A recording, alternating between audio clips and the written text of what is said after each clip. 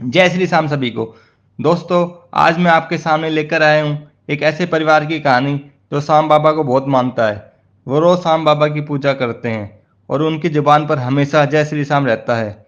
इस परिवार में वंदना, काल्पनिक नाम, वह उसके माता पिता हैं।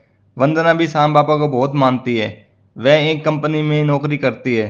वह जिस कंपनी में नौकरी करती है वह कंपनी दूसरे शहर में है। उसके माता पिता घर में अकेले रहते हैं। वंदना रोज अपने माता पिता को फोन करके हालचाल पूछती है। एक दिन उसके माता पिता कहीं घूमने का प्लान बना लेते हैं और वंदना को भी साथ ले जाना चाहते हैं, लेकिन कंपनी का काम ज़्यादा होने की वजह से वंदना जाने के लिए मना कर देती है और अपने माता पिता को जाने के लिए कहती है और बोलती है कि मुझे कॉल करते रहना। उसके माता पिता घूमने चले जाते हैं। 3 दिन तक वहाँ घूमते हैं और रोज़ वंदना से बातें करते हैं। अगले दिन आने से पहले कहते हैं कि हम कल अपने घर पर पहुंच जाएंगे। अगले दिन शाम को वंदना सोचती है कि मम्मी पापा घर पहुंच गए होंगे तो उन्हें कॉल कर लेती हूँ। जैसे ही वह कॉल करती है तो उनका फ़ोन स्विच ऑफ आता है। वंदना परेशान हो जाती है और वह अपने पड़ोस के घर में एक आंटी को फ़ोन करके कहती है कि मम्मी पापा का फ़ोन स्विच ऑफ आ रहा है, आप मेरी उनसे बात करवा देंगे। तब वह आंटी कहती है कि अभी तो घर पर ताला ही लगा हुआ है, वह घूमकर आने के बाद लौटे नहीं है। इतना सुनते ही वंदना परेशान हो जाती है और अपने शहर पहुंचते ही सीधा पुलिस स्टेशन जाती है और अपने माता पिता को ढूंढने की रिपोर्ट लिखवाती है। खुद भी उनको ढूंढने की बहुत कोशिश करती है। बहुत कोशिश करने के बाद भी नहीं मिलने पर वो अपने घर में श्याम बाबा की तस्वीर के आगे बैठ जाती है और रोने लगती है और कहती हैं मेरे मम्मी पापा को जल्दी से जल्दी घर बुलवा दो। एक दिन पुलिस स्टेशन से फ़ोन आता है और कहते हैं कि शायद आपके माता पिता जिस बस से आ रहे थे उस बस का एक्सीडेंट हो गया है और वह बस खाई में गिर गई थी। उसमें से बैठी कुछ सवारियों का अभी तक कुछ अता पता नहीं है। इतना सुनते ही वंदना जोर जोर से रोने लगती है और अपने घर वापस आकर श्याम बाबा से कहती है ऐसा नहीं हो सकता, मैं ये नहीं मान सकती, मुझे आप पर पूरा विश्वास है, आप उनको कुछ भी नहीं होने देंगे।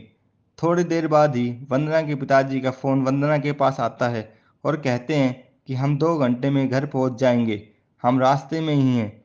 अपने पिताजी की आवाज़ सुनते ही वंदना बहुत खुश हो जाती है और श्याम बाबा की तस्वीर के आगे हाथ जोड़ती है।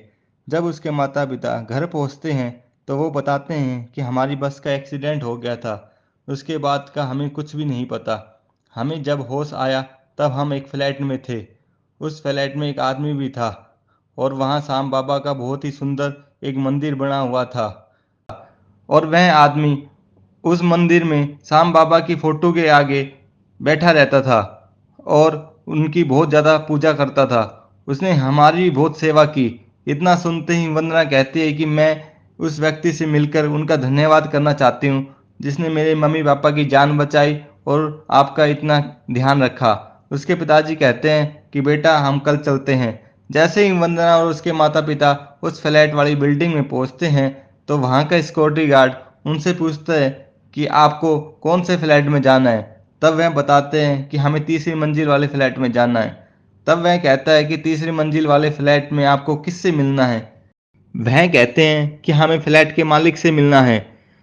गार्ड उनसे कहता है कि शायद आपको कोई गलतफहमी हुई है, यह फ्लैट तो पिछले 2 साल से बंद है, इसमें कोई नहीं रहता और इस फ्लैट की चाबी भी मेरे पास ही रहती है। इतना सुनते ही वह सब आश्चर्यचकित रह जाते हैं और वह गार्ड उनसे कहता है कि आपको यकीन नहीं आता तो आप खुद वह फ्लैट खोल कर देख लीजिए। जब वह फ्लैट खोल कर देखते हैं तो वहाँ उनको कोई भी नहीं मिलता, बस वहीं श्याम बाबा का मंदिर दिखता है।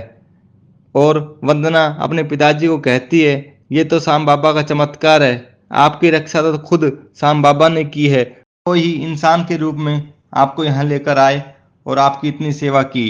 इतना सुनते ही उसके माता पिता की आंखों से आंसू निकल आते हैं और कहते हैं कि हम तो बाबा को पहचान ही नहीं पाए, हम तो बहुत भाग्यशाली हैं जो हमें बाबा के दर्शन प्राप्त हुए। और श्याम बाबा को धन्यवाद करते हुए कहते हैं कि आप हमारे ऊपर ऐसे ही कृपा बनाए रखना। अगर आप सबको यह कहानी अच्छी लगी हो तो इसे ज़्यादा से ज़्यादा शेयर कीजिए जिससे ये हर शाम प्रेमी तक पहुंच सके। और कमेंट बॉक्स में जाकर जय श्री श्याम जरूर बोलिए और ऐसी ही कहानी और सुनने के लिए चैनल को लाइक एंड सब्सक्राइब करना ना भूलें। फिर मिलते हैं आप सबसे एक नई कहानी के साथ। तब तक के लिए जय श्री राम।